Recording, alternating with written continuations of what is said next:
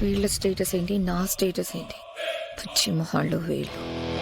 అమ్మా చామంతి, ఆ రాజగ్రంథం తీసుకురా తల్లి. తెస్తున్నానండి. తెచ్చానండి. ఇలాంటి సమస్య తలెత్తినప్పుడు రాజగ్రంథంలో పరిష్కార మార్గం కూడా ఉంటుంది. ఒకసారి గ్రంథాన్ని పరిశీలించమ్మా. అలాగేనండి.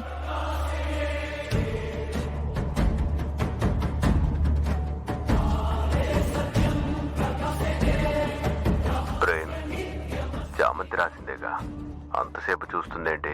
వెంటనే తీసి చదివేస్తే డౌట్ వస్తుంది కదరా. కరెక్టే ప్రేమ్.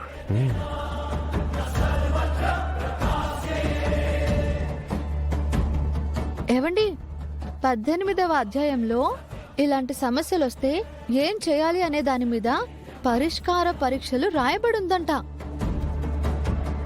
అవునా? చదువమ్మా. ఇదంతా నిజమేనా, లేక ఇదేమన్నా రాసుంటుందా?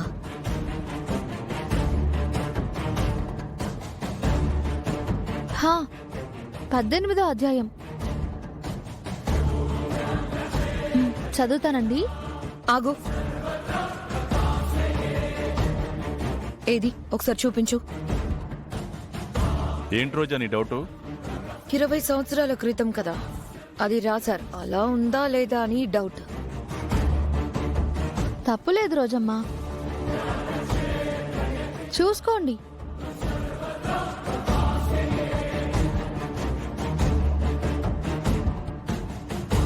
తెలిసిపోతుంది కదా, అప్పుడు రాసిందే.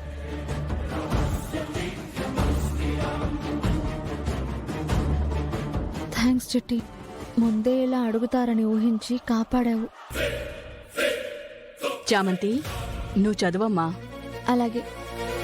యువరాణి ఎవరు అని కనుక్కోవడానికి మొదటి పరీక్ష.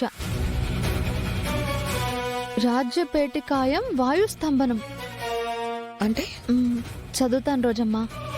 యువరాణి వారు ఒక బాక్సులో ఉంచి వాయుస్తంభన చేసేవారంట. ఆ బాక్సులో కనీసం 5 నిమిషాలు ఉండేవారంట.